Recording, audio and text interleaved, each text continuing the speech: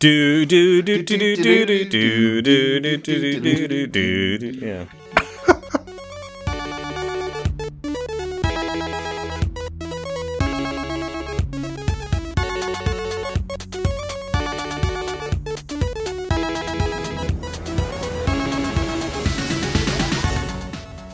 Hello and welcome to the Games That Made Us podcast. I'm Brent. I'm here with my friend Kirk. Say hi, Kirk. Hello. And we're joined as always by our good friend Benny. Say hi, Benny. Hi. Hello. Greetings. Greetings. Salutations. So how you been, fellas? Pretty good. I think I might have psyched out Benny over there. I usually do something wacky when I say hello, so I don't know if he was I think there's a weird little pause where he didn't know what to do. When you just speak normally, it freaks us out, yeah. Cool. Yeah, I didn't know if something was wrong. Like, are you dying? Nope. Not that I'm aware of, at least. Okay. I mean, we're all dying slowly, but, like, his demise is no more rapid than anyone else's. Not with that attitude. Can we do something about that? Exactly. I have a keg of pumpkin cider that I think would So he's already working on it. speed anyone's demise up. Oh, is that the left one? The left keg in Yeah, the it's fridge? the left keg. Oh, right on. Yeah.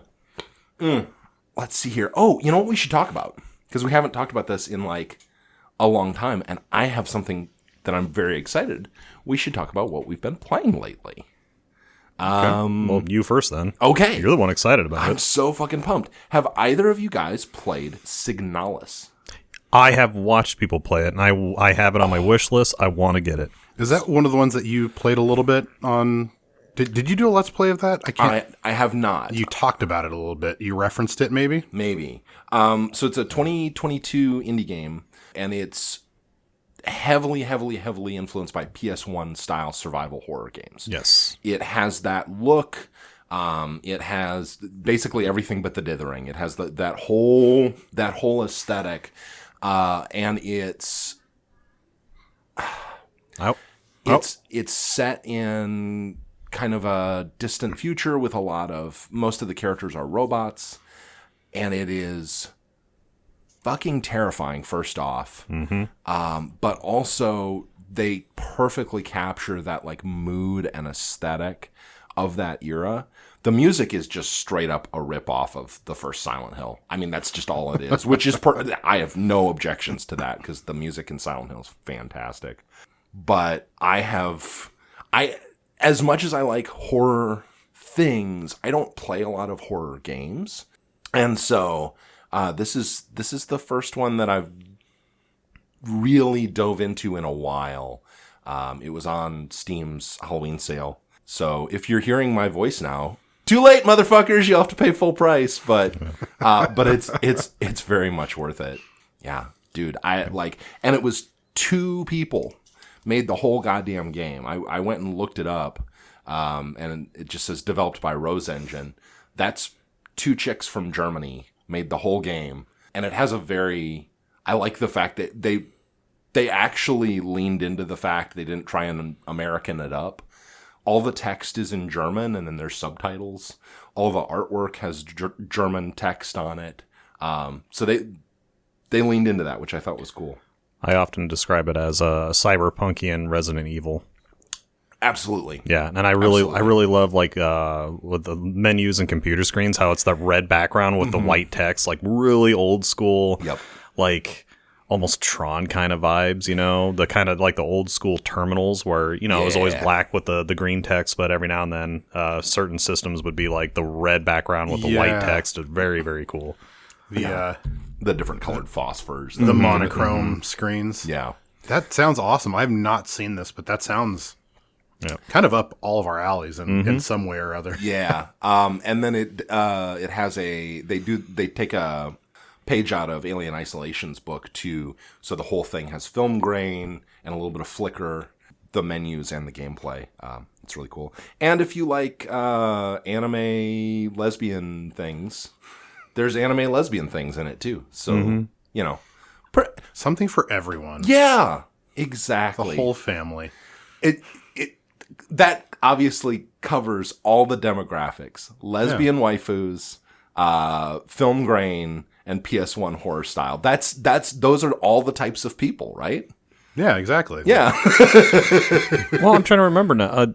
You bring that up. So the main character, is she trying to find her sister or was it her lover? I can't remember now. I'm about a third of the way through the game. You know what I'm talking about, though, right? Mm-hmm. Like, okay. And they haven't. Yeah. Because I mean, there's cutscenes at the very beginning. Yeah. I get the distinct impression that which is why I described it as lesbian waifus. Maybe I'm fucking wrong. I don't know. But I got the distinct impression that they were a couple. Yeah. Maybe you're just outwardly Freudian today. Yeah. Yeah, that could be. It's been a hot minute since I watched someone play it, so it's hot minute. Yeah, hot minute. And it's been a minute since I've seen a Let's Play or anyone go through it, so I can't remember. It was like a year or two ago, I think, when I watched it. It was great because I was playing it on the TV in the living room, and I was like, I love her character design. And Aaron looks over at me and is just like stone, like no expression, just like. Anyway, back to the game. Kirk, what about you, man? Oh, just I haven't had a lot of time to play games. My life has been busy, college visits with the boy and all that, and then holiday season, everything else going on.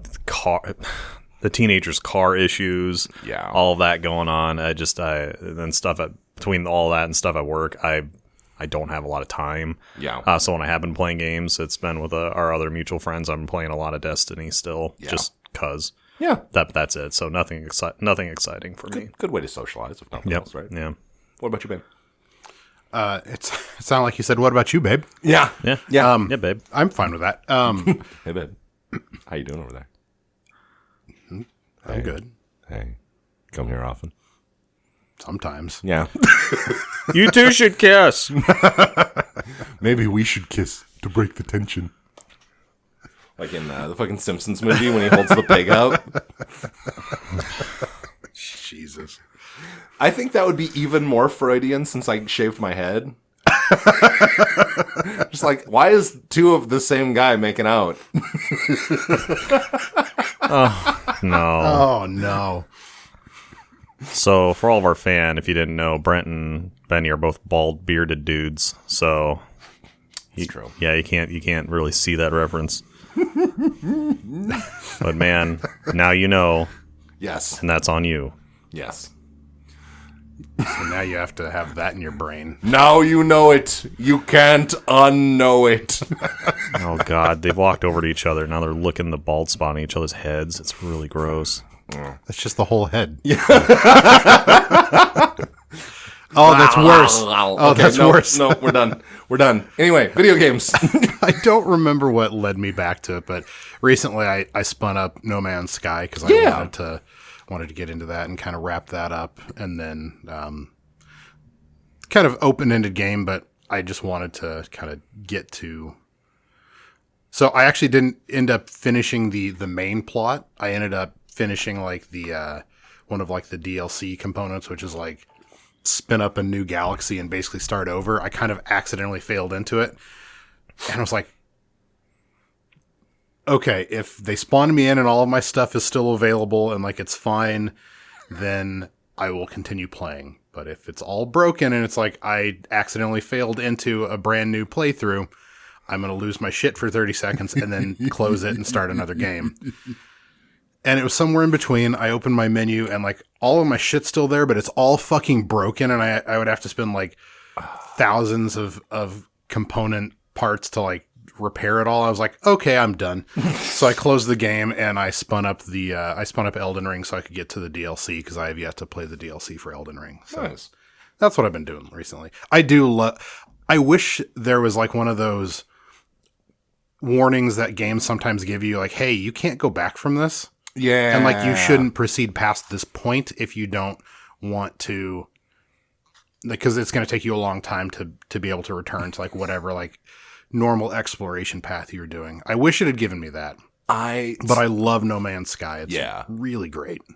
I should have picked it up. It was on sale, like pretty substantial discount recently. It was like down to like $23. Sorry, just the thing that you said reminded me. I played I was telling Kirk about this last time we were hanging out. I played through a PSP game called Ys the Oath in Felghana, which is a kind of a Zelda-like It's like a top-down Zelda. Like the Ys series is ancient. It goes like late 80s Japanese PC game, and then they've been ported to everything. They're on Genesis and Super Nintendo and PlayStation 2. And I smell toast. What was the name of the game? it's Ys, Y-S, Ys, and then the subtitle is The Oath in Felghana. It's a remake of Ys 3. I don't remember you talking to me about that at all. You did the same thing too. You kind of like your eyes glazed over and rolled back in your head, and then you started frothing at the mouth a little bit, and then we talked about something else. Yeah, hence the toast smell. Yeah. But no, I was playing that, and that was really fun. I'd been trying to get into the Ys series since I was a little kid. I rented one for the Super Nintendo and didn't like it. And finally found one that clicked with me. But what I love about it is there's a point in the game where, like, there's a fourth wall break.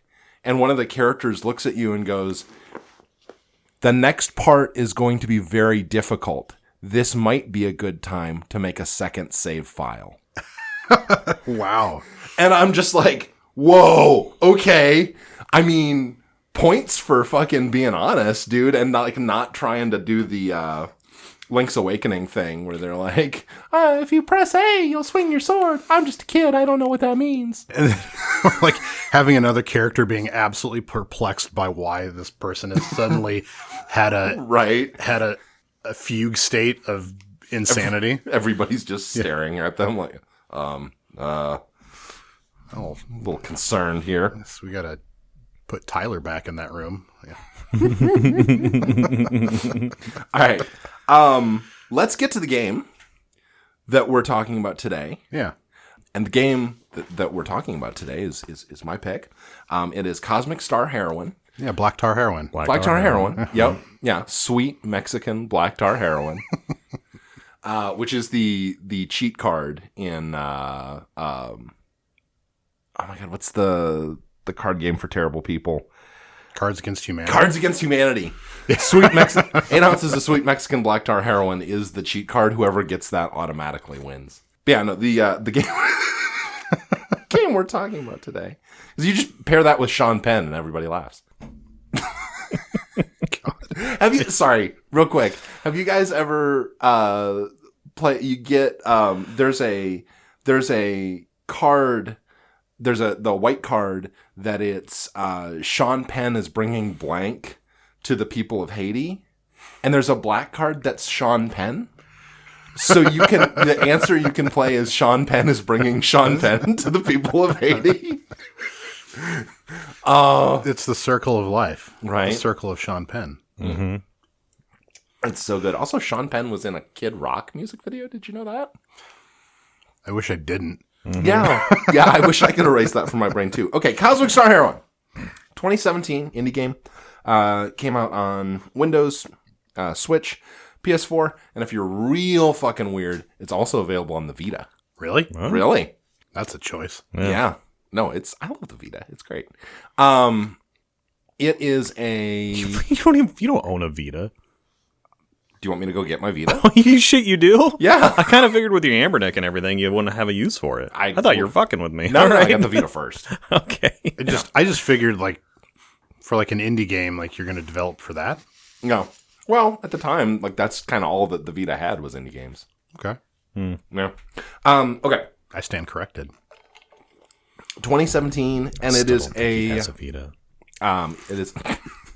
It is a JRPG developed by Zeboyd Games. Zeboyd Games is probably most famous, kind of unfortunately, for the Penny Arcade games, but they've done a bunch of little indie JRPGs, including Cthulhu Saves the World, Cthulhu Saves Christmas, Breath of Death 7, and This Way Madness Lies, which is actually really fun. That's a Shakespearean Magic Girl JRPG.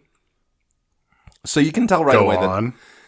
I mean, no, but now you have my attention. Right. It's very strange. So you can tell right away that they have kind of weird taste. Fucking pigeon dating simulator. I love you, Colonel Sanders. This is something that's good though. I don't want to go like too far into this, but like I want to say I love the freedom that indie game development gives people to like be creative and like Yeah. the absolute. This game being one of them has some wonky things Bizarre choices that they just because they could, and they're allowed to get away with it because they're not a AAA or even like a AA studio. We could develop a game in your garage here, and we could put us in it. Pigeons kissing Brent in it. Yeah, or sex with Hitler. Go on. So selling organs, all sorts of stuff. So this is the most modern game that we've covered on this, which we set on Shovel Knight and then immediately broke it. And I kind of went back and forth on whether or not I could justify bringing this one, but it really is like pretty influential to me, just in the sense that it's one of the very first games that my oldest daughter and I connected on. I was watching SNES Drunk, who's one of my very favorite YouTubers, and he periodically does a roundup of what he calls like Super Nintendo style Steam games. And this was on there. And I'm not typically a JRPG guy. That's not typically my go-to genre. And he was like, it's not Chrono Trigger. It's not. It's not nearly as good as Chrono Trigger. But if you liked Chrono Trigger, you might give this a shot. And I was like, okay, well, how much is it? And it was like, of course, on sale for like $5 on Steam. So I picked it up. And I was sitting there playing it. And my daughter came by and was looking at it. And I was like, that looks fun. I was like, do you want to play? And she's like, do I have to like have reaction time? Do I have to like swing a sword and like get out of the way of stuff? And I'm like, no, it's not that kind of game. She's like, okay, cool. We have gone back and forth playing this game for multiple years. She'll play it on her computer, and I'll sit there and watch and give her hints. If I'm playing, she'll want me to put it on the TV so she can see what I'm doing. And it's something that, she's 10 now, so she's starting to get to the age where we diverge pretty greatly on the kind of things we're interested in. And so this game is something that means a lot to me for that reason. Yeah, one of them likes unicorns and stickers and ribbons in their hair, and then the other one's the little girl. Yeah. It would be extremely difficult to put a ribbon in my hair right now. Damn it, I've become predictable. I need to up my game. God damn it. It's a really nice homage to the genre that it is, and I can see why it would kind of bridge the generation between you and your daughter too, because it's got a ton of old school influence, but it's got a lot of like modern sensibilities. Like the writing is very modern, in its snarkiness and its willingness to be kind of obtuse with the player. Yeah, like the character Dave is just like, oh my God, he's the best. He's the best. He's a weirdo, but he's the best. Yeah, not in like a bad weird. He's just like, yeah. One of the things I noticed with this game is when my kids started playing it is that I realized that I had taken for granted my whole life that we grew up on games that were translated into our native language instead of being written in our native language. Like there's so much Japanese jank that we just learned to put up with, not only through video games, but anime, and just like it was so a part of the culture in the 90s that, and up until now, honestly, if you're playing games from Japan. Well, and especially in kind of the nerddom that we exist in, it was really heavy. And at the time, and we talked about this during Chrono Trigger, right? Localization and translation were not given the time that they probably should have been. Yes. So the original Chrono Trigger translation is kind of terrible. You watch anime from the 90s with dubs, even the subs are hilariously bad. Like it's all just bad. Right. So like it's only a modern sensibility that I think says we should dignify this with an honest attempt to make it parsable by a brain. Yeah. Well, yeah, and so that was something that I think like she identified much more with this than some of the other games of a similar type that I gave her to play. Because I was like, hey, maybe try Secret of Mana. Hey, maybe try Chrono Trigger. Hey, maybe try like the Lufia series. And she bounced off all of those pretty hard, pretty quickly. And I think the fact that she doesn't have that auto filter of this is translated from another language and I know what they mean. She could identify with the characters much more. And I think it's I think it's important not to understate the fact that this is a video game with a female protagonist. Yeah, I was just going to mention that. So I'm glad you got to that. Which there aren't a ton of from the 90s. It was great. I probably 5-6 years ago, I guess it would have been like 5 years ago, my girls were both starting to get into video games a little bit. And they both were like, well, Dad, can we play a game from when you were a kid that it's a girl? And I was like, yeah, of course. And then I start like looking through game lists and I'm like, Here, get all the way to the end of Metroid. Ghost Lion? There's not a lot. Yeah. Oh, yeah. Metroid. Yeah, I would love to see... Yeah, but we're going to hide it so you don't know until the very end. I would love to see my daughter, who hates anything with action in it, trying to play fucking Super Metroid. That would be well worth the investment of a couple minutes of my time. So, I would just like to point out that this is probably the most obscure game that we've covered up to this point, because there's no full plot summary available anywhere. Not on Wikipedia, not on Steam. I noticed that. Yeah. This one's very underground still. Yeah, I mean, and honestly, like I say, if SNES Drunk hadn't covered it, I would never have come across it. So the game is like we mentioned, it's sort of an homage to Chrono Trigger. It's also sort of an homage to Phantasy Star. Yes. And particularly like Phantasy Star CD. There's a lot of that kind of look to it, that Sega CD JRPG thing with the animated cutscenes and the CD quality audio. They lean into that pretty heavily. The cutscenes are delightfully hilarious. Yeah. I love the original music is also killer. We'll get to the music, but so this is a near future setting. It's a futuristic setting, sort of cyberpunky, with a series of different worlds that you travel to that each have a different theme. You start off on. Okay, hang on. I'm just gonna read, and then you guys. Well, I'm gonna do the thing that we do. I'm gonna read this, and then you guys can cut in when I fuck things up. So it's a retro RPG that tells the story of Alyssa LaSalle, who is a talented secret agent, and her quest to save 3 inhabited planets from a government agency with totalitarian aspirations. We're introduced to Alyssa, who there's an initial meeting where initial scenario where she has to try and save a group of hostages on the planet Arianu, which is the planet that we start on. That's sort of a cyberpunky thing. And she's assisted in this by Dave, who is a nerd, and Chan, who is a gunmancer, which means that she's a sexy Asian girl with guns spinning around her. The team then meets with their boss, obvious evil man Director Steele of the Agency for Peace and Intelligence, also obviously evil. His name is Bob Evil, who sends you on a mission to recover experimental technology from an abandoned research facility on the jungle planet Ramu. Again, no warning signs that this guy might be bad. Right. Yeah. Even his character art, like, yeah.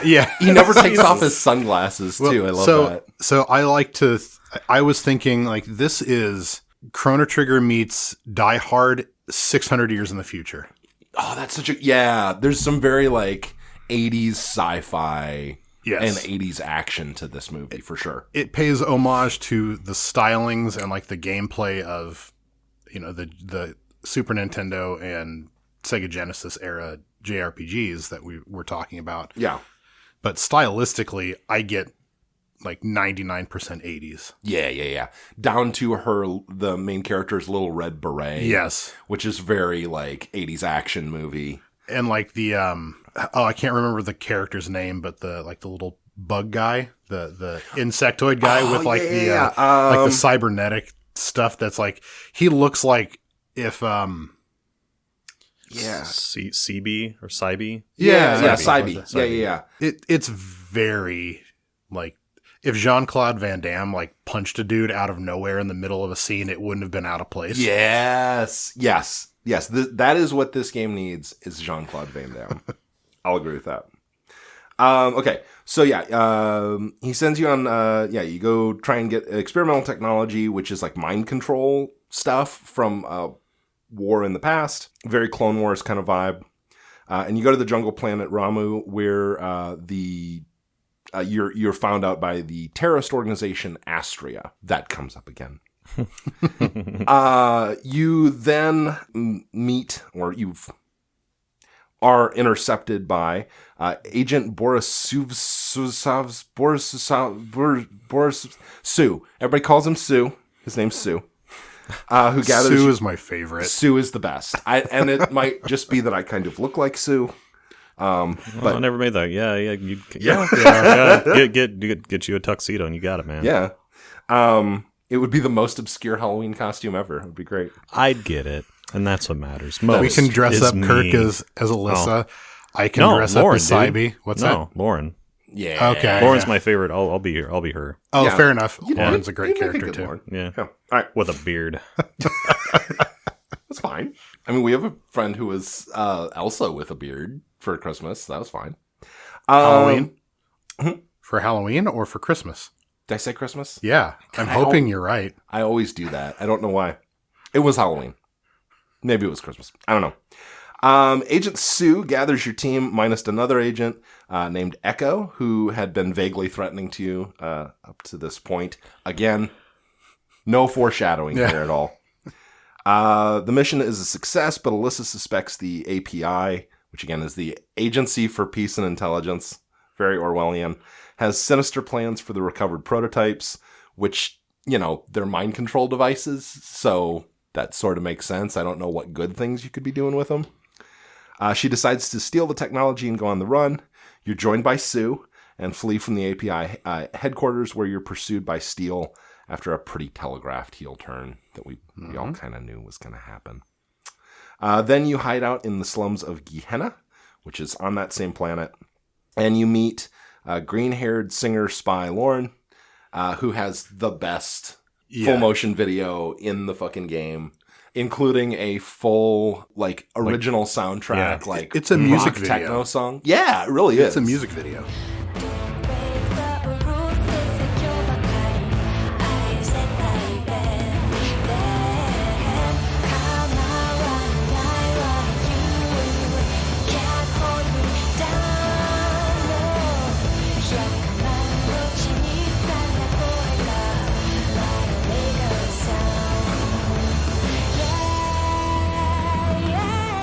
It's so cool.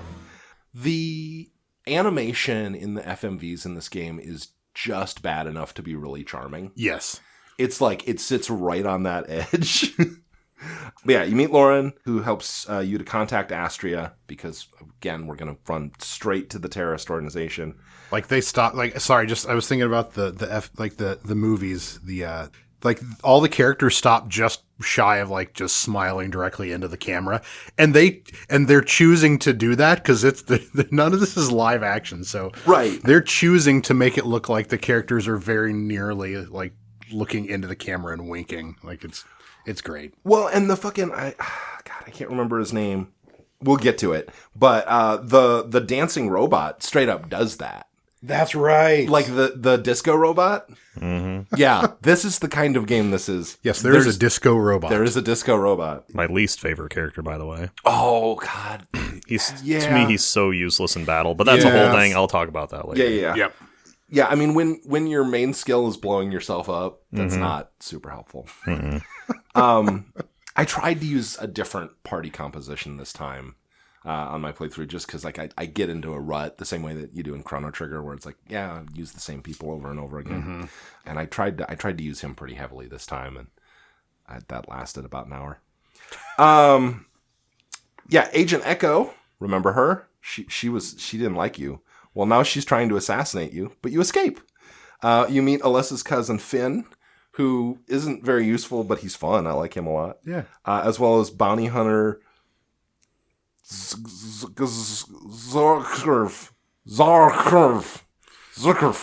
Yeah. Zakorv. Zakorv. I'm going with Zakorv. They're characters that aren't pronounceable in his name. Yeah, like he's just a straight up alien. He's Polish. Oh, he's The Polish. Okay. the bounty hunter Zorov is what I was. Zorov? Okay, I like Zorov is that makes more sense. He was actually one of my favorite characters to play he's with. a badass.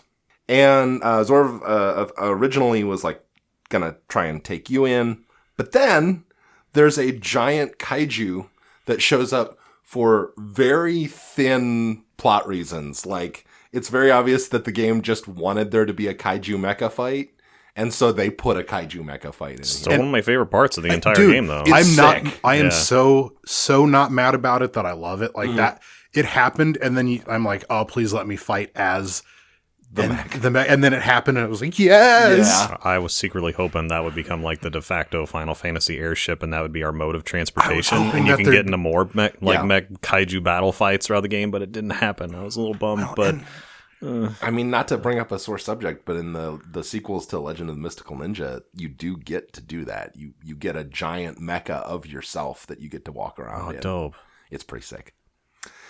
You manage to escape to Astria's underwater command center and meet Arete?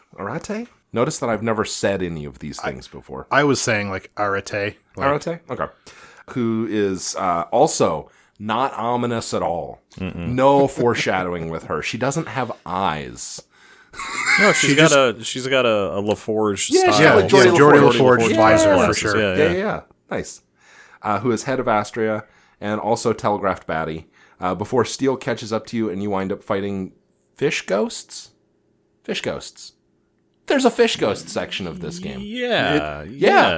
Fish ghost. Yeah. So this is where we're kind of talking about they just get to do whatever they want to do, whether it makes sense or not, because they're an indie studio, and if it was fun for them. Also, the stylistic choices in that section are really great, so I'm not even mad about it. No, and again, like Benny, I think had the best way of describing it, which is it's like a Jean-Claude Van Damme movie. And if you've ever watched one of those, you don't sit and pick apart, well, is this realistic? Is this what would really happen? You just enjoy the spectacle of the fucking thing. Sit there watching Bloodsport. I don't. This isn't very believable. No. You picked the best one, yes. The character's raison d'etre is just not motivated or played out in the denouement. Oh, get out! I know. Done with you. Friendship terminated with Benny. Then you steal ship. You steal ship. And you fly back to planet Ramu, which is the jungle planet from earlier, where you were just in the jungle. Well, now you get to find out that there's like people that live there. And try and catch up with a mysterious collector who may have an antidote to the device you got earlier. When you get there, you find out that the collector Enzo is having a party, which you sneak your way into. I love, by the way, one of the plot points here is that Alyssa has to go find a suitable dress for the party, and then they change her sprite, so she's walking around in a nightdress. Nightgown.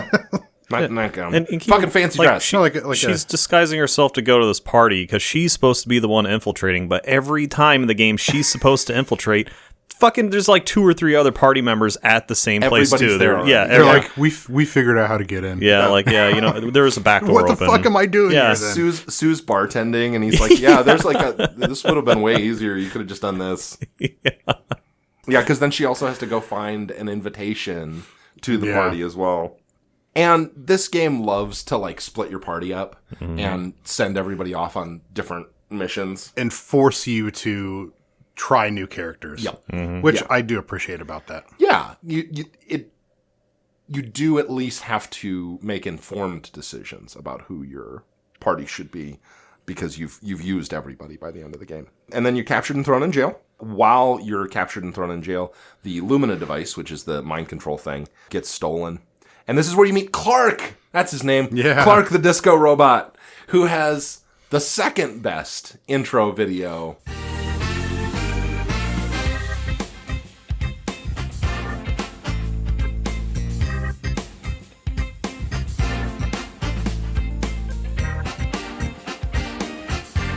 And the absolute best outro video.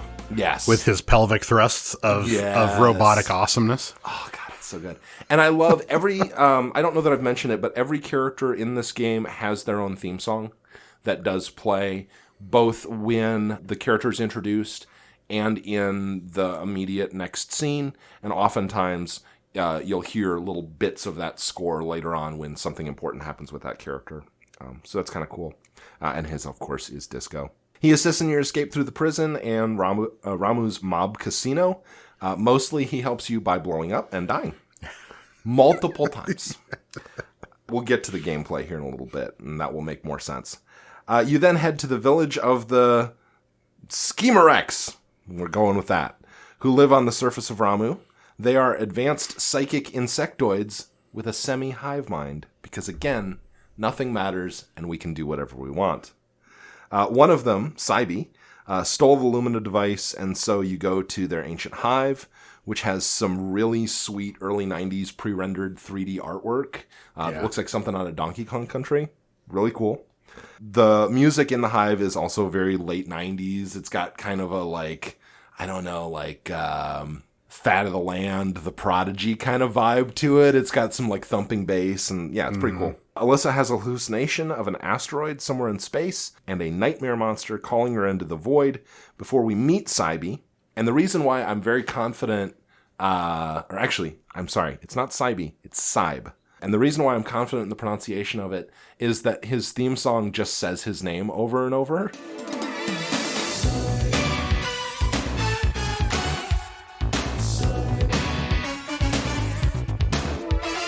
If you listen very carefully in the back, it just goes, Saib, Saib. And that's pretty great. Never noticed that. Yeah, I noticed that for the first time this playthrough. He lets us know that the hive itself can be used as a counter to the Lumina device. So basically the big antenna that the Schemerex have built could be used to disrupt this mind control device. And that his people will be able to fix it now that we have cleared out the monsters there. But in the meantime, we need individual counters to the Lumina device so we can protect ourselves, our team. And we go to the mines nearby to collect the crystals to create the devices. Saib informs you that your Lumina device might not be the only one, and suggests we go to the planet Nulup to investigate some disturbances. Nulup is great. Mm-hmm. Everybody there is a ghost, pretty much. They die over and over again. Again, dying over and over again. It's a theme. Once we arrive, we are stopped by the mayor, who then immediately drops dead of a poison. But don't worry. Poison lemonade. Yes, black lemonade. Black lemonade, that's right. Which, black lemonade sounds like a post-hardcore song, but I don't know. Maybe that's just me. And the police set us loose on another 90s band. Yeah. We're Black Lemonade, 1, 2, 3, 4. And the police set us loose on the street because, again, nothing matters to find ourselves legal counsel. I love this. Yeah. You show up, they go, oh yeah, you definitely murdered our mayor. You should go wander around and see if you can find yourself a lawyer. We're not going to fucking investigate this. What are you talking about? We didn't like him. Go figure this out. Whatever. You know. And but don't you run away. Yeah. You stay close by. Don't go back to your ship or anything. Your spaceship to another planet without no jurisdiction for us. That's when we meet Orson, who's one of my other favorite characters in the game. Orson is basically a film noir private eye. He is straight out of a Dashiell Hammett novel. Yeah, definitely. But he is also a chubby purple ghost. Yeah. Like a Jabba the Hutt kind of face. Yeah. Like his character art. Yeah. Yeah, it looks like a purple kind of cartoonized or caricaturized Jabba the Hutt. But he's super likable. Oh, he's great. Yeah. Yeah. And he has one of the best endings as well. Yeah. He's got the slinky, sexy ghost come walking into his detective office. His outro video is where the Maltese Falcon starts. Yes. Yep. You discover that Echo assassinated, kind of, the mayor, and you're cleared of wrongdoing. You proceed to try and find the source of the disappearances. You run back into Zorg, the bounty hunter from earlier who helped you fight the giant kaiju. It's really funny with the mayor's murder because they're freaking out. They're like, right. You are a murderer. We are going to punish you. He'll be back in 2 weeks. Fuck you. Yeah. It's like, oh, this is very important for a small inconvenience. I just like how Echo is always... when you take a step back, she's really bad at her job. Yes. Except when she, except when she happens to be good at her job. Yeah. Like, she's really bad about killing her prime target, which is you. Right. But killing anybody else, it's like child's play. And she talks a lot of shit for failing. Such a huge shit talker. She is basically a stormtrooper. Like, she can't hit what she's shooting at all. Yep. The four of you eventually discover another lab, like the one on Ramu, where you found the Lumina device. Echo's there and lets you know that Steele has been running the lab, and when a breakthrough was made with the Lumina device, he went berserk and killed everyone in the lab, like Wesker, basically. By the way, I know you, I'm just going to touch on stuff while I think of it. Yeah, man. The labs are, like, awesome, like H.R. Giger, or, like... who's the the body horror guy that I can't think of his name? Or like a Cronenbergian kind of like the Lumina device. The first lab you go to ends up with like the device like melding with like dead things and turning into these horrible mutated zombie creatures, and it's really got some awesome horror vibes. Absolutely. Just because we tend to like we clearly like horror as a genre and the plot devices and like the way they tell those stories. I really liked the horror elements of the labs in this game. Yeah, it walks right up to the line of being able to stay fun while still giving you that flavor. And I really like in the labs too, you fight robots that are just a straight up copy paste from Chrono Trigger. Yeah. Like they're just a Chrono Trigger villain. It's great. But yeah, there's like some serious like Resident Evil vibes to the labs as well, which I like. You fight your way through the lab and then find Steele at the end of a long corridor of lights.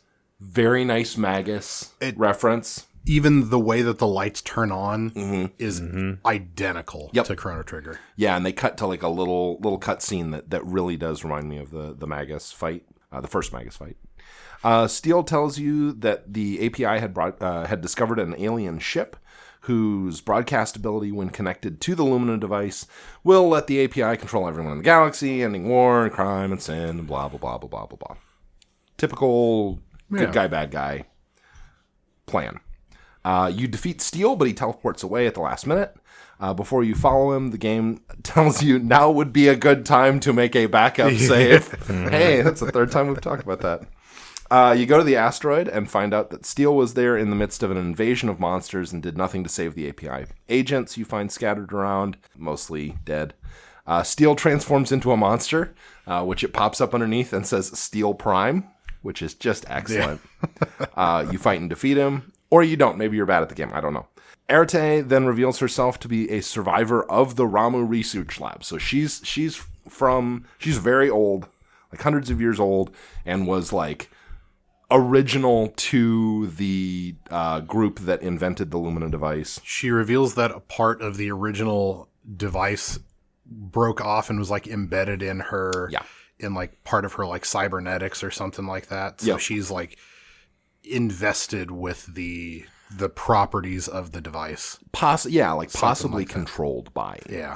She wants to return the Lumina device to the spaceship, alien being thing, Eternity? Space God? Space God. Space God. That, I actually had a thought about how it would have been cool if this story had ended, but we'll get there. Okay. She steals the device, and the asteroid you are on begins to break up as Eternity rips out of it. Echo and the rest of the API assist you in what's a pretty cool scene, kind of like Star Wars-y, with lots of little ships shooting the one big ship. And Eternity begins to bombard the Schemer X hive, which, if you'll remember, is the thing that we're hoping to use to destroy the Lumina device.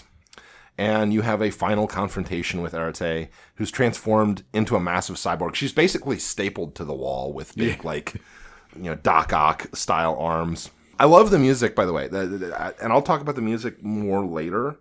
But in this final battle with Arete, it's really cool because they don't do the normal thing of like the energetic, upbeat battle music that we've had every other time. It's just quiet and melancholy and creepy, and I love it. After you defeat Arete, you get a message from her saying that she built a virus into Eternity to try and help you defeat her. Again, she was sort of being controlled and was fighting against that. There's a massive ending battle with the robot Eternity, and then we get a Star Wars Special Edition style view of everybody on all the planets celebrating, and we get a fun little wrap-up screen where we get to see each of our party members after the battle, see what they're doing with the rest of their lives. Finn gets promoted. Alyssa, of course, goes back to being a badass because Sue is the new director, and we mentioned what happens to Orson and some of the other characters. And then we get a final credits roll. It's not, the broad strokes of the plot are pretty cliche, but I do love the absolute insanity and the weird details that they were able to put into it really give it a lot of personality. Yeah. Some of the little Easter eggs and optional stuff are fun as well. Yeah. Like being able to go fight Cthulhu and get your absolute shit rocked. Yeah. Mm-hmm. Mm-hmm. Well, and Cthulhu is a recurring character in the Zeboyd games. And I only tried him once. Then I was like, I'm not going back because he destroyed me. Did you get a soda for the guy at the beginning? I did. Yeah. Mm-hmm. Yeah.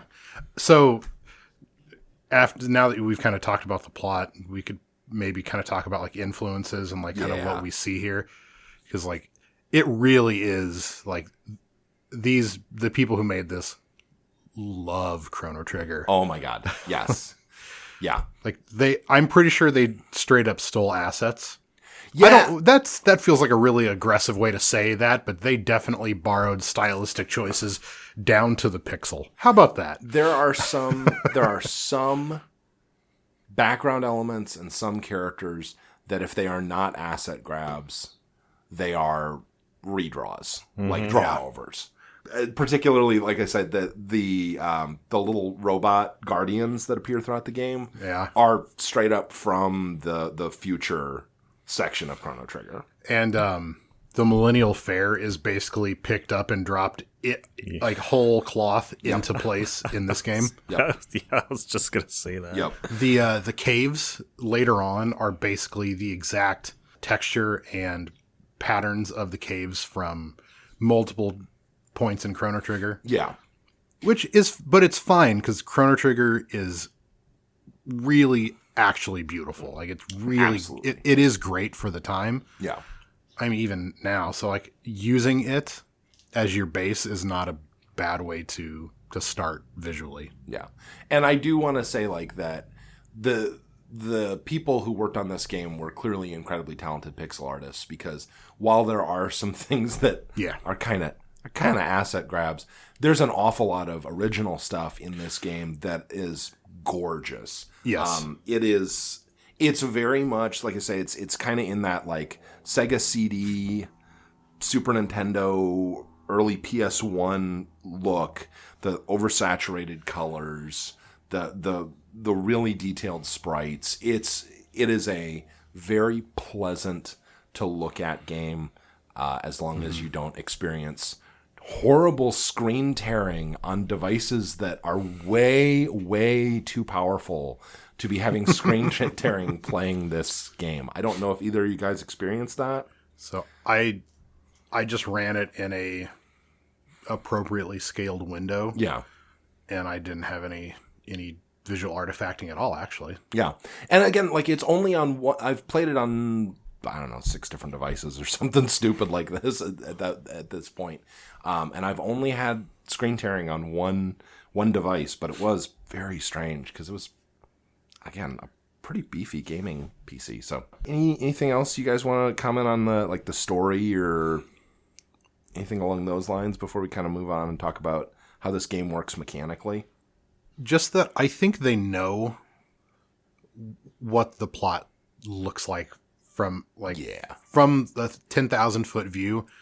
They had to know that they made like this is like The Last Starfighter or Bloodsport or like like it is just an 80s movie plot. Yes. It is, and I don't even think they're shy about that, and that's fine. And you said it earlier, right? It's a very contemporary game. It's a game with a lot of like knowing winks and nods back at the audience. They know what kind of thing they're making. My wife and I love it's not a good movie, but the Baywatch movie that they made in like 2015 with Zac Efron and Dwayne The Rock Johnson. Yeah.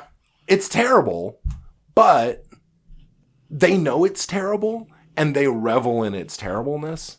I'm not suggesting this is a terrible game. It's a really fun game, but the cheesiness of the plot is something that they're very aware of and they don't shy away from. And I like that. It's an asset and not a detriment to the game. There you go. So yeah, let's talk a little bit about the combat system because I really like it. It's one of the things that I think makes this game. It's one of the strengths of this game because they do take, again, as we've said about the plot, as we've said about the art style, they do take some pretty serious crib notes from Chrono Trigger, but they also do make it their own. It's not. It's actually the least close part of the game to Chrono Trigger, in my opinion. Yeah.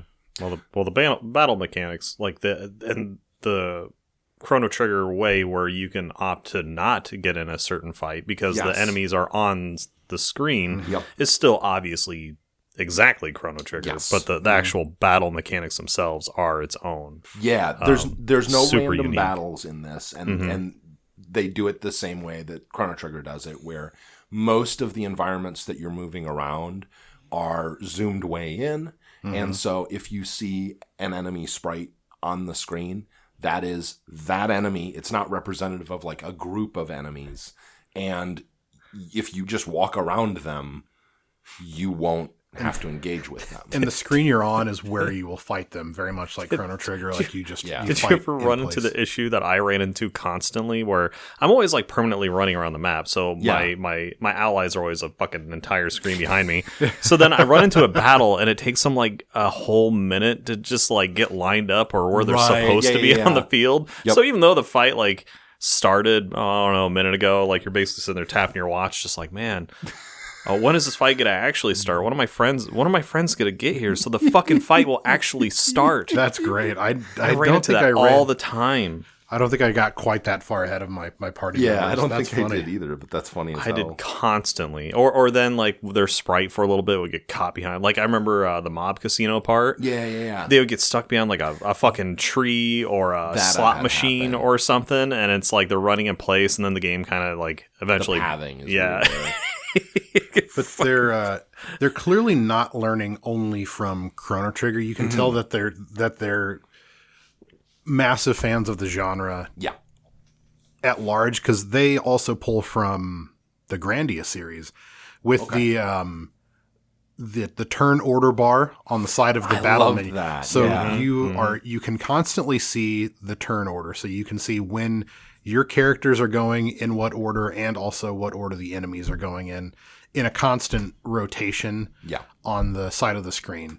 And that's a thing from other game series, but in particular, like my mind thinks of Grandia 2 in particular has like a very detailed, and one thing they could have done that would have been really cool is like the ability to, well, I guess you kind of do actually, like if you stun an enemy, you will delay their turn. Yeah. But actually like being able to modify the turn order as a strategy in battle. But that's also part of it is like you can use that knowledge to plan out, because this game also treats like characters being incapacitated differently than most other games does as well. Yeah. I don't leverage that very often, mostly because I would prefer just to not have my characters incapacitated at all. Yeah. I don't love status effects in this game. It's not very transparent how they work at times. The text descriptions are even a little bit in conflict with each other sometimes. And I feel like poison in specific almost did nothing ever. Yeah. It's really effective on enemies, but Right. I kind of disregard it on my characters. Yeah, I never tried to like antidote. No. And I will say I'm a filthy casual, so I play on relatively low difficulty settings. Maybe it's more effective at higher difficulty settings. I don't know. I just played whatever the default is. Yeah. Because I figured, especially if it's a game you've never played before, I always play the default difficulty because that's how it was intended to play initially. Yeah. A couple of other deviations that were kind of interesting are that damage to your party post-battle is wiped. You always start with a clean slate at the beginning of a battle. And I was alluding to that when we were talking about Clark, because when a character is killed, they come back right after the battle. And any HP damage that your characters take, like you say, is wiped after that. So it makes each battle a self-contained little encounter. You don't have to necessarily worry about what the effect of that is going to be on the rest of your playthrough. Yeah. And there's almost no inventory management because that's what I was gonna say. Unlike other JRPGs where you have to buy a number of potions or items that you might need to consume, items are not Remedy, Phoenix Downs, Exactly. Potion. Yeah, you don't need to do it. These aren't consumables. You acquire one of the items and then you equip a small number of them, and they are permanently attached until you change them out so you can leverage them, sometimes to really dramatic effect in a couple of instances. One thing that I like about this one is the way that they handle what we would probably call spells in other games. There's no MP at all. So each character has abilities that you can switch out. I believe the max is 8. Well, I think that's 8, but one of them I believe is like permanent, which is the one is always you have to have the rest. Yeah, the recovery one. And that's so each of the abilities can be used a certain number of times. Most of them it's 1. Some of them can be used over and over again. And then when you use that forced ability, that rest ability, to reset. So you have to be strategic about how you use certain abilities, attacks, heals, because if you use it and then you have to rest, it can have some pretty important damage or pretty important effects. I'm not explaining this super well. What I'm trying to get at is that sort of combines the fact that you have a limited number of uses of each ability and then you have to rest, combines with the other mechanic, which is the style or hyper mechanic, which as the battle goes on, your character will build up in what's called style. And there's actually abilities that you can use that have status effects that will increase your style. Think of it kind of like so it's a percentage counter that can go up and down, but kind of think of it like Smash, like Super Smash, where like the more that you persist in the battle, the higher that number goes, and it works for both enemies and your player characters, right? And starts impacting damage that both you and the enemies do. And so sometimes, especially in like boss battles, it necessitates strategy to end the battle sooner rather than later. Yeah, because if you let the battle go on too long against really strong enemies, you'll tend to get wiped out because their style will get higher and higher. Their damage output will get higher and higher. They start one-hitting you eventually, and it starts getting brutal. And it is important to say, because we didn't really super clarify it, so resting or defending or whatever in this game is critical, because a lot of those moves each character has, like Brant said, you only use one time. Right. But when you tell your character to rest in battle, while the battle's going on for one turn, those one-time use attacks come back. Right. So I felt like that was important to say, which kind of moves into, like, if you used Clark for whatever reason, like, that's an important thing. Yeah. And you mentioned, so there's like 3 distinct battle mechanics. If we don't even talk about the like incapacitated and getting like knocked out mechanic, because that's like its own thing. But there's the abilities and the limited use or reusability depending on what that ability is. There's the hyper, which affects damage and is a growing or reducing percentage that changes based on if you use a move that consumes it, right, or not. And then there's the hyper, which is a count of a number of turns that elapses before, and it's different for each character, before a character gets into this hyper state that makes them do significantly more damage on that one turn. And so that's also another rotation that's happening constantly throughout the battle. And so if you maximize your style and then time it with your character becoming hyper, right, and then maybe even use other characters to buff them up, you really can strategize a winning versus losing scenario. Because there were a couple times where I just did bad and got wrecked in like a couple battles. Yeah. Well, and so the hyper is interesting too, because in the same way that you've got that turn order bar scrolling on the right, if you look under your character portraits, it has typically, I think it's 4 little yellow pips, and they light up. Depends on the character, but Yeah. some will have more or less of the little yellow blips. Right, and once they're all lit, that's when your character will go into hyper. They're lit. And so what's really cool about that, and the other thing we haven't mentioned, again, the battle system on this game is one of its real strong suits, because it really is much more, it forces you to think much more strategically about your character's abilities than a lot of other JRPGs I've played. But the other thing that we haven't mentioned yet is that there are abilities are tied to certain elements, and enemies have elemental weaknesses. So you might have an attack that is a water attack, or you might have an attack that is a fire attack. And as you start a battle, you'll be able to scroll back and forth to select which enemy you're trying to attack, apart from attacks that have an area of effect where they hit multiple characters. When you do that, it'll pop up and show you what elemental weaknesses each enemy has. And so what all this combines to mean is you have to get good at looking at the enemies you're lined up against, looking at the abilities that your characters have, and trying to decide, is it worth it to use their most powerful abilities against these particular enemies now?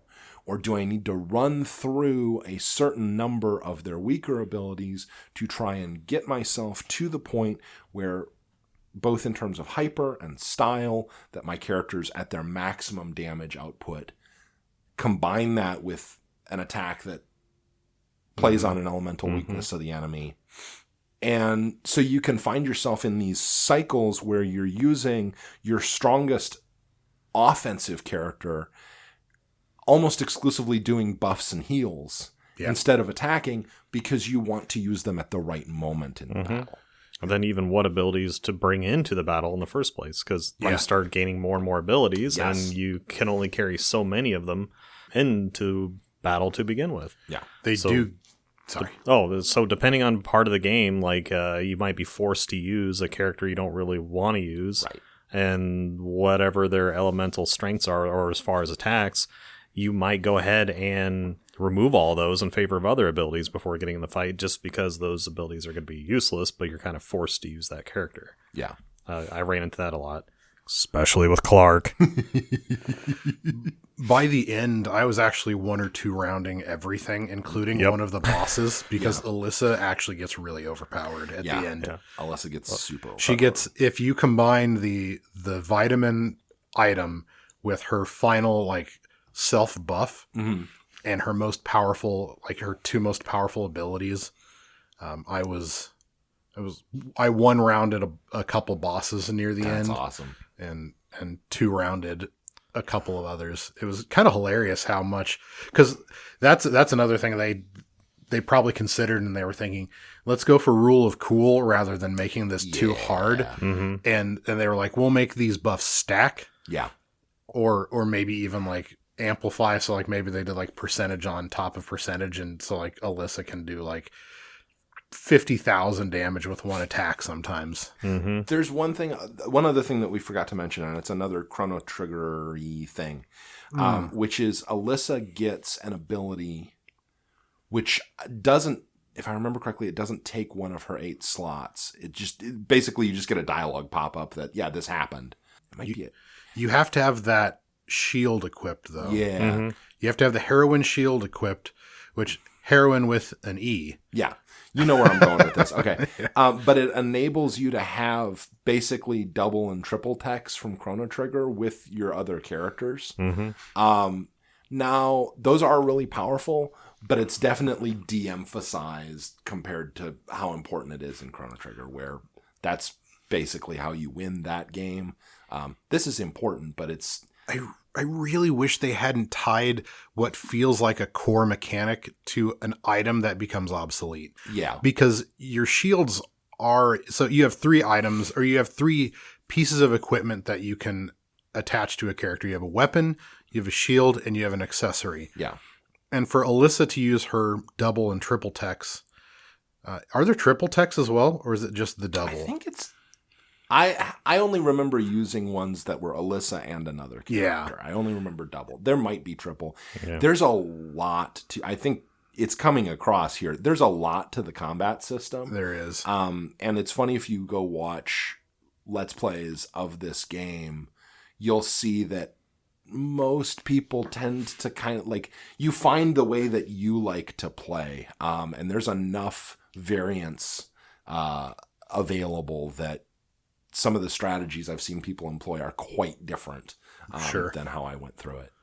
Yeah, I often just wouldn't use the heroine shield because it, Yeah. like you alluded to, it gets obsolete pretty quickly as far as like defense and attack goes. Yeah. I didn't use it for the last quarter of the game Yeah. because I preferred the status or the attribute buffs or bumps that you get from the last 2 or 3 shields that you can buy or encounter are just significantly more powerful, especially for Alyssa. Yeah.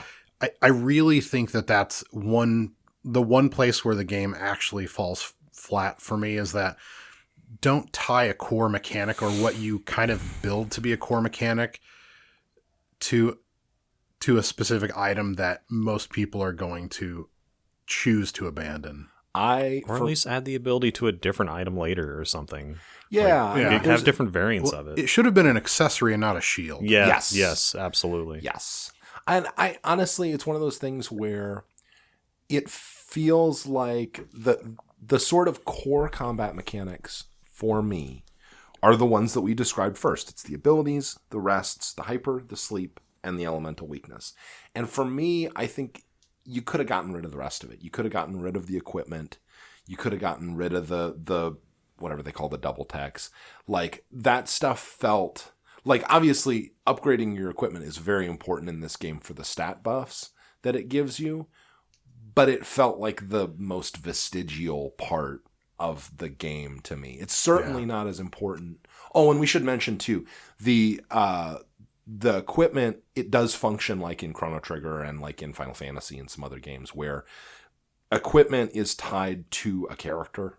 So like you get a weapon for Sue and only Sue can use that weapon. Now the shields can flip back and forth. Yep.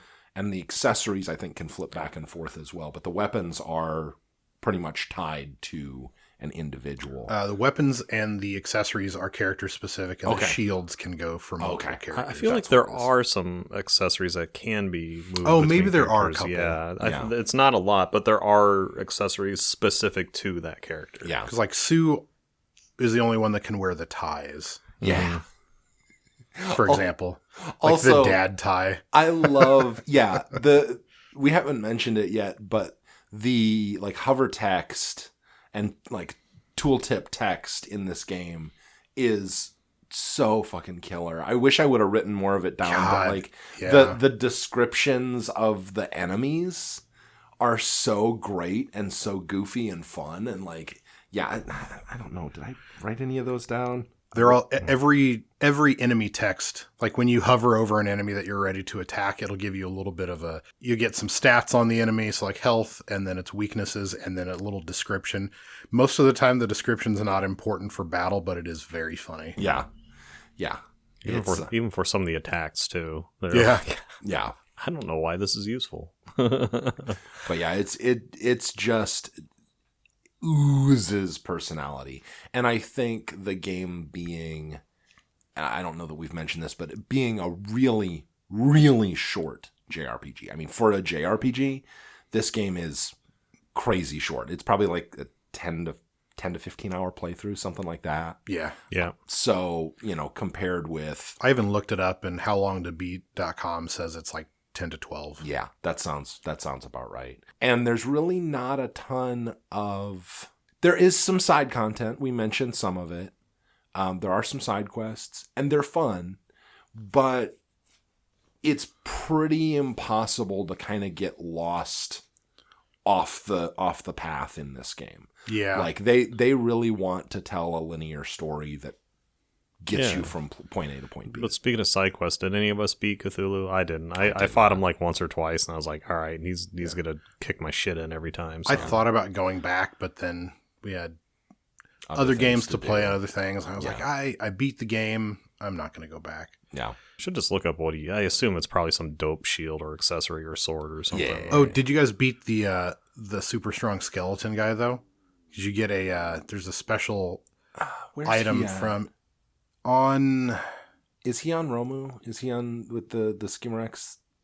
I think so. He's like, it's definitely like close to end game. Oh, it's like it's like a jungle forest thing. Oh, you go into the... Yes. So it's the cave that I was specifically alluding to where like the cave itself, the assets are like almost lift and shift directly from Chrono Trigger. And then you get in there and you fight like these 3 enemies who are like ultra weak. And it's like, oh, even the enemy text is like, seems suspiciously weak. And you kick the shit out of them. And so you're like, like super like confident moving through. And then you end up in a battle with like this skeleton who really hits hard. Mm-hmm.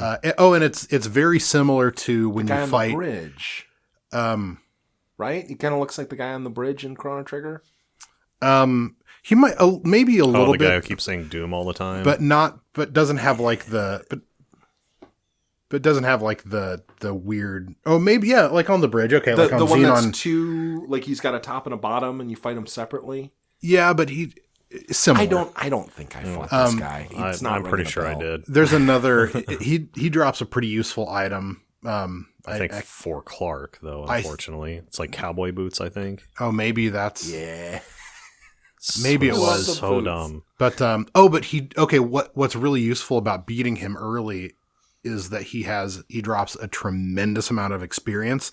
So like you'll get like 5 or 6 levels out of him just in one battle. Just the last thing I was going to say about that is that's definitely an homage to when you fight Flea in Chrono Trigger, because it like goes to like a starscape background while you fight him. So like you're kind of like out of like, you kind of like go somewhere like, you know. Nice. Okay, well, I'm gonna have to find him. That is, by the way, the one like again. We're getting towards the end here. Yeah. One of my few big gripes with this game is the experience system, because there are so many levels and it's such a short game that you wind up bumping a level almost every fight, it feels like sometimes, or like every second fight. Yeah. And so it doesn't really feel like, I don't know. I wish this game had fewer, bigger level gradations so that when I leveled up, it felt more important and it tactically affected how I played the game more. That's fair. I feel like, because I went out of my way to do like every fucking fight. Every enemy that was on screen, I'd fight them. But then I feel like I was still missing a lot of abilities, or some abilities that could have been really useful or fine like earlier in the game, or junk later in the game. It's like, well, why did I get this ability now for leveling up when it sucks? It's shit. Like, it's really dumb. Like, I'm never going to equip this. And I got it and I'm like level 26 or something. I don't know, whatever. Right. But you know what I mean? It's just... Yeah. It's like, this would have been kind of cool at level 5. But not much higher. One thing that occurred to me, and it might play into this a little bit. So there's I think there's like a special area that you can go to that just features like backers of the game. And so, okay. So like this game is developers. This game is crowdfunded, I'm pretty sure. Mm-hmm. And a common thing that a lot of people will know about crowdfunding is that one of the benefits from like being a substantial backer to a project is that you get to like dictate, small components of it in a lot of cases. So it makes me wonder if a component of their crowdfunding wasn't choose this particular element of how the game shapes up. So like you get to include the like, hey, like what's a thing from another game, or like what's a thing you want to see, or like have your, I don't know how much they would have influenced it, but like, sure. If I'm going to allow crowdfunding, and if someone gives me $5,000 and says put the battle from Chrono Trigger with Flea with the same Starscape background and the skeleton thing, and then maybe I'm going to do it. I kind of feel though like a lot of the crowdfunding, like the people who donated, ended up being the support party characters. You know what I'm talking about? That could have been, that could, because a lot of them were just kind of random people, like God, the guy a soda, like like those kind of characters where you randomly help and then you didn't talk about the support characters, but they don't. There's really not. They don't do much. You meet them, you select one that gives you a specific permanent status buff or permanent attribute change, and then you just move on with life. It's like a whole party accessory basically. Right. Yeah, and it's good. I like it. Yeah. But and then when you get Director Steele's ship about halfway through the game, when you walk around on that ship, as you do when you transition from one area to the other, you see all the support characters. They're on the ship. Yeah. Which was just a nice touch. It was cool seeing a lot of those people that helped. The first guy I got is the guy I kept the whole time. Because he gives I think it's like a 10% defense bump or something. I'm like, that's good enough. I never even intentionally went and recruited others. I wound up with 10 because the game pretty much throws them at you. And if you do the JRPG thing and just talk to everybody you meet. I think there's one that gave you a 10% style buff every turn or something. That was pretty good too. That would be nice. Yeah, that was pretty good too. The last one that you can meet, I think, gives you a 3-point bonus to every attribute, and it really well, it may not be overpowered, but it definitely substantially changes things. Immediately. Yeah, and I think so. One thing, because we've been talking about obviously the game does get crazy hard if you play on the hardest difficulty level. I think they threw that as a bone to really experienced gamers. But if you're playing at a easy or a normal difficulty level in this game, it does kind of do the Chrono Trigger thing where you just have to fight the battles that are in front of you. Mm-hmm. As long as you don't run around enemies constantly, you'll be at the experience level you need to be at for the fight that you're in most of the time. I don't think I did any grinding in this game at all. No, you don't have to. You don't have to. Well, and another thing is if you don't travel back, enemies don't respawn. So they basically give you the ability to play this linearly without any backtracking. Yeah. It almost felt more like kind of Zelda-like with a JRPG battle system in terms of the way that they wanted you to approach the game. Just go through the things in order, do the dungeons that we put in front of you, and then you'll see the end of the game. So I kind of want to know what you guys used as your bread and butter. What did you use constantly? What I did is I would abuse the shit out of Lauren's and it's an early ability. I think it just comes default where the first hit on an enemy that has full HP does extra damage. Yeah. So I would use Alyssa's Inspire ability, which gives somebody extra damage for 3 turns. I would give that to Lauren, and then I'd have the Gunmancer waifu. Yeah, I would make her in the background just to kind of queue up extra little buffs. I'd have her start, next Gunmancy attack is what? Chan. Yeah. Her next Gunmancy attacks all enemies on screen. I would start queuing up shit like that. But Lauren mixed with Alyssa got really overpowered. I was one-shotting most just everything. That is exactly my party. Yeah, it's Lauren, Alyssa, and Chan. And Chan, that next Gunmancy attacks all targets, is one of her first abilities. It's one that comes with her, and I kept it the whole time. And who is the cousin / cop or whatever? Finn. I would use him too because one of his abilities attacks all enemies on screen and it disarms them. Yep. Yeah. That is so fucking useful. The disarm is actually really good if it hits. Oh, yeah. Early on in the game, they give you the ability to stun enemies, which basically robs them of their turn. Mm-hmm. I found that by the end of the game, almost nothing of any significance was susceptible to it, so I basically stopped trying to use that. I think that was one of Dave's big attacks where it would stun everybody, but it was kind of useless in the game. And I don't know that we've actually said it, but you get a party of 4. So I used those 3, and then I would either add Sue, or when I got I'd use him a lot because they're both really strong like physical attackers, which is useful against a lot of characters. And I really like Sue has a thing where he has an ability that lets him change his elemental attack. So he starts out just a physical attacker, but there's a ability you can use to change him to like an earth attacker, and you can still use all the same abilities. And it just if you have an enemy that has an elemental weakness against earth. Did you guys ever use Finn's arrest ability? That where it disarms and then like stuns the enemy? It's fucking hilarious. I did not. or like weakens them or something, and then also disarms them. It's really good and super useful. I haven't used Finn as like a primary in my party for a couple years, so I feel like he's a debuff character for sure. I feel like he was very underpowered in the beginning too. Like when he starts, you really have to build him up. Yeah, He gets fun, I'll say that. Yeah. He's one of my favorite characters in the game, but I didn't use him a ton. It's kind of like, oh, hey, cousin, or whatever that situation is. Well, By the way, I'm a cop, and like...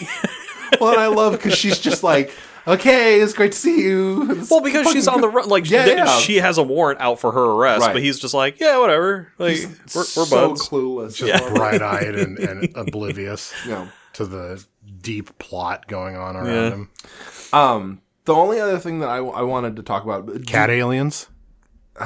Cat aliens? Yeah, they're cat aliens. They're not significant. I just thought they were cute. Oh, yeah.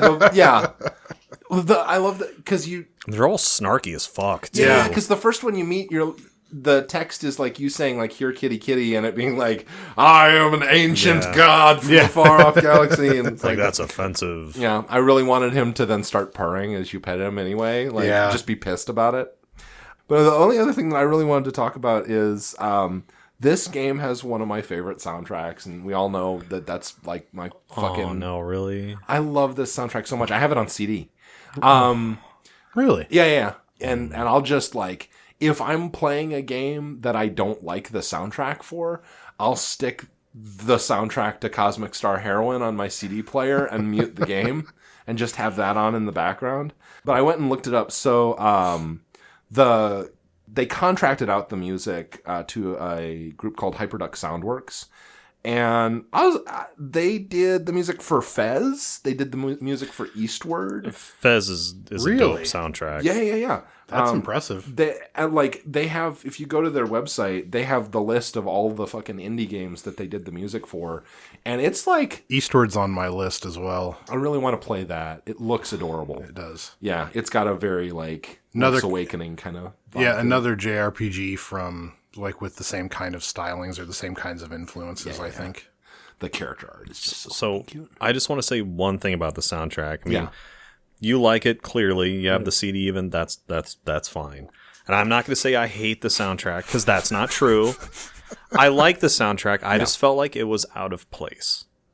I felt like there were certain parts where it was just too jazzy, and I was just like, well, that's kind of weird. It's like they tried too hard. I wonder if that's from contracting it out. Maybe they said, "Hey, we want something that like fits this," and maybe they gave them some key art, but maybe things had developed by then, and it just didn't fit. Yeah, it wasn't bad. It was not bad. I just felt like it was out of place in a lot of different points, where it really kind of pulled me away because I was noticing the music a little too much. This reminds me a lot of when we talked about Neo Turf Masters way back in the day, and I was talking about how the Germany music was my favorite.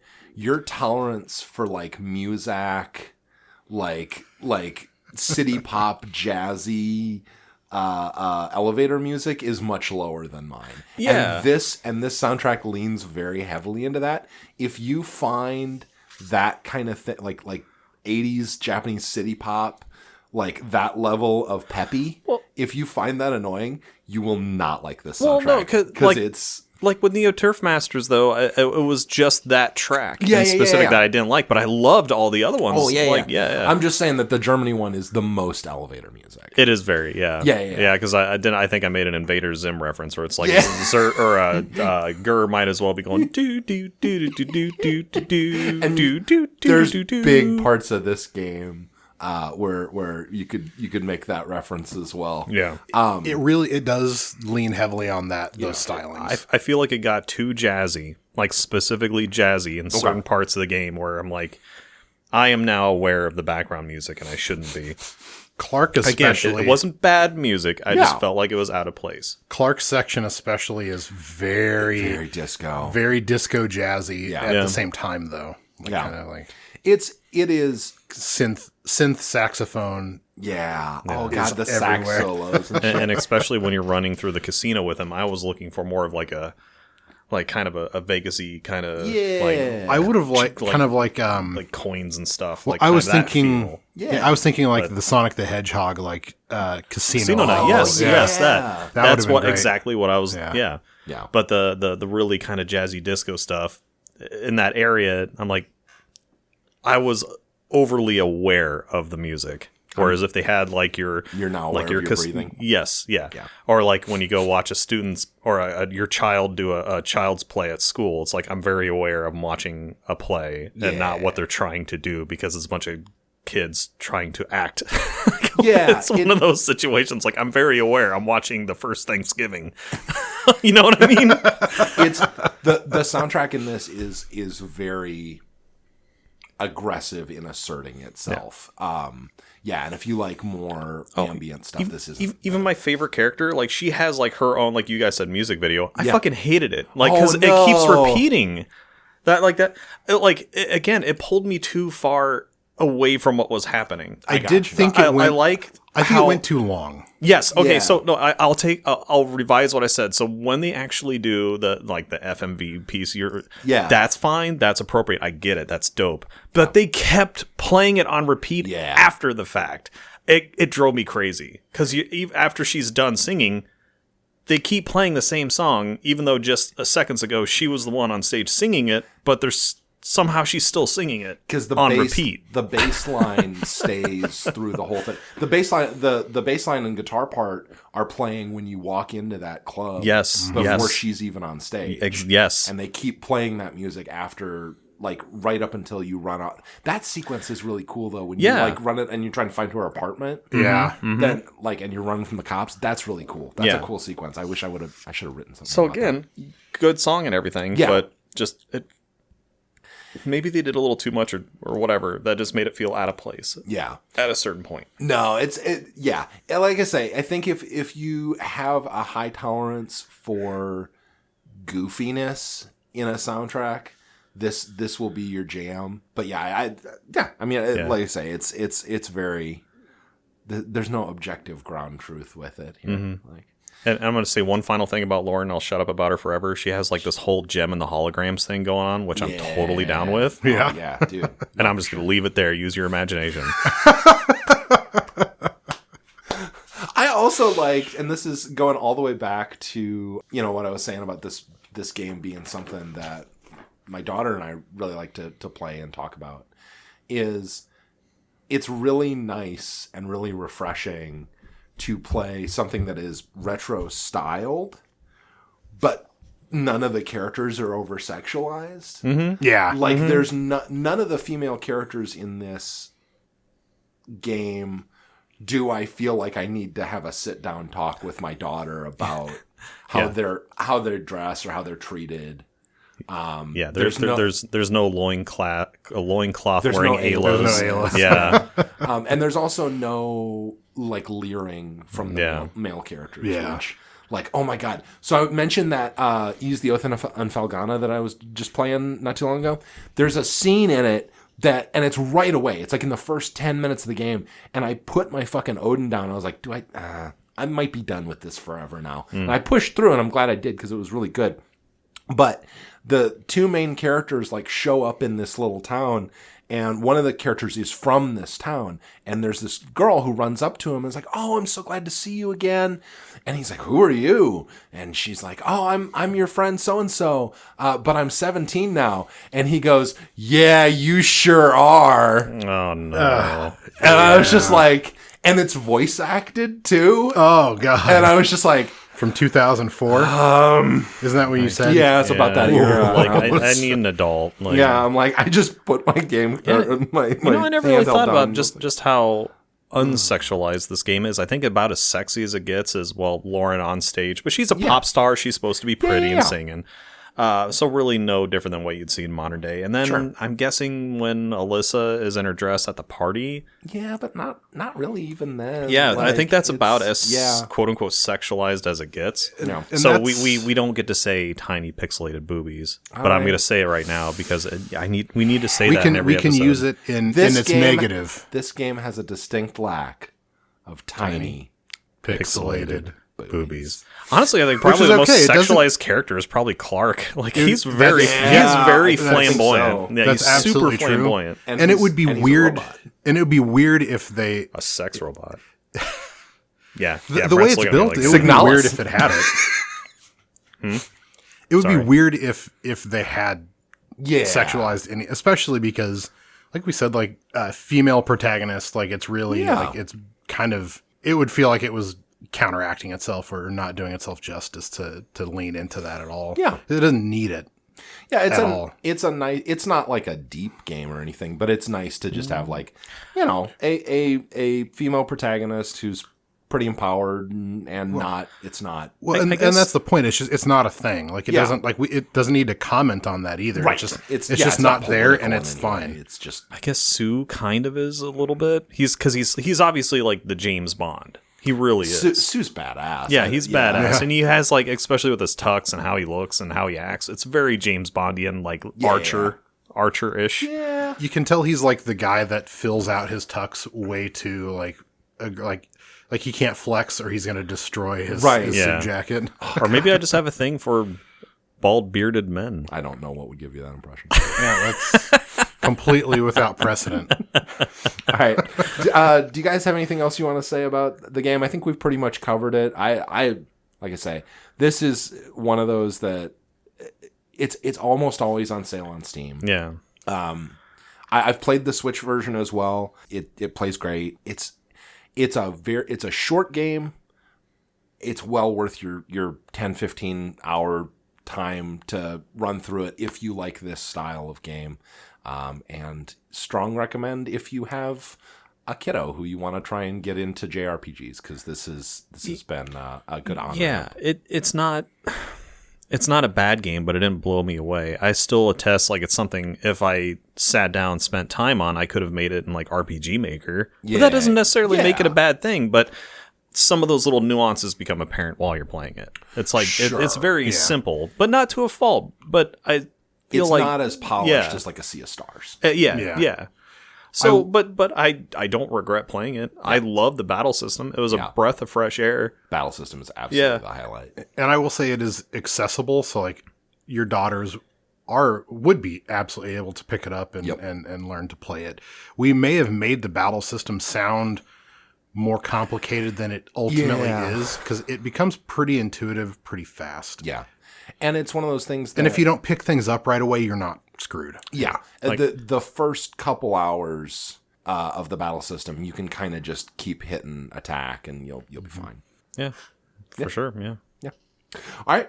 Well, hey, thank you guys again for joining us. If you like what we're doing, go check us out on YouTube. I mentioned I've got a new Let's Play up there. Spotify. Go join us on Discord. Try not to get as angry as I did, though, watching his Let's Play.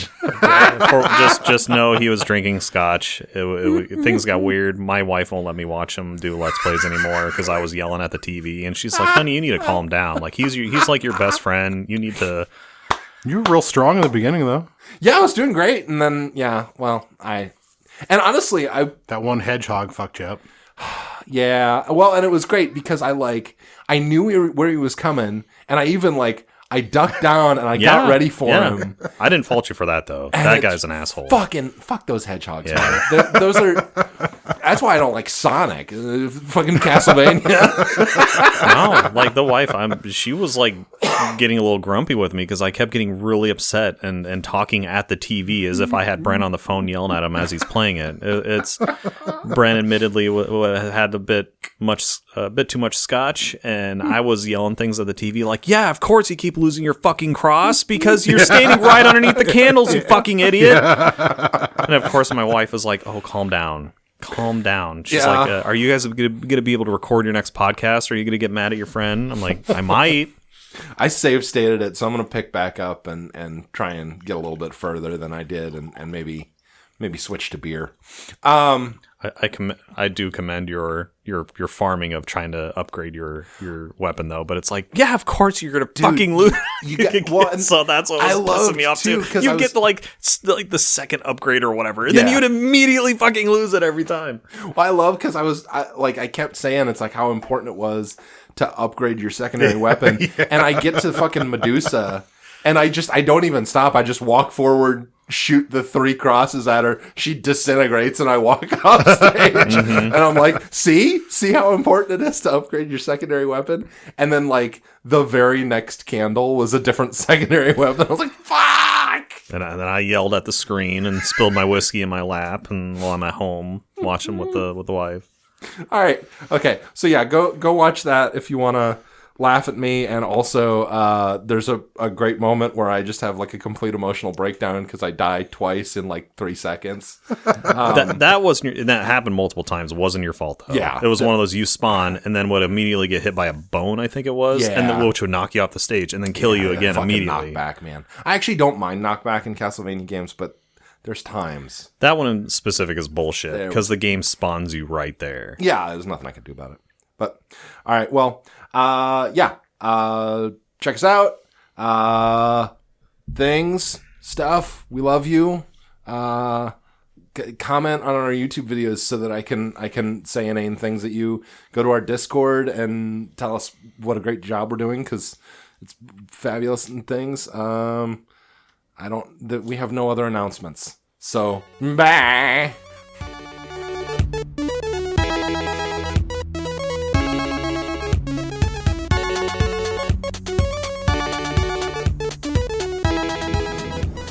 Hello and welcome to the Games That Made Us podcast. I'm joined as always by my oldest daughter. Say hi. Hi. So hey, did you want to talk a little bit about Cosmic Star Heroine and what you like about it? Okay, I would love to. So, honestly, I am not much of a big shoot 'em up game person. So you don't like the action games? Yeah, I don't like action games a lot. But Cosmic Star Heroine is kind of like that, but it gives you time to think about what you want to do and how you want to do it. Like, I'm in the middle of a place currently where I'm trying to do something, and I'm failing currently, but I will get better. But, yeah, it's a kind of a role-playing game, which I enjoy. You get to play as multiple characters, and there's a really amazing story behind Cosmic Star Heroine, and it's just a great game. Who's your favorite character? Who do you like the best? I like Chan. Chan's cool. I like Chan too.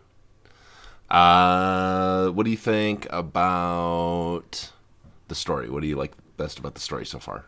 I love how,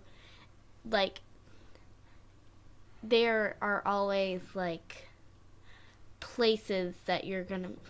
It's kind of like a big old mystery book. Yeah. But there are hints to figure out the mystery.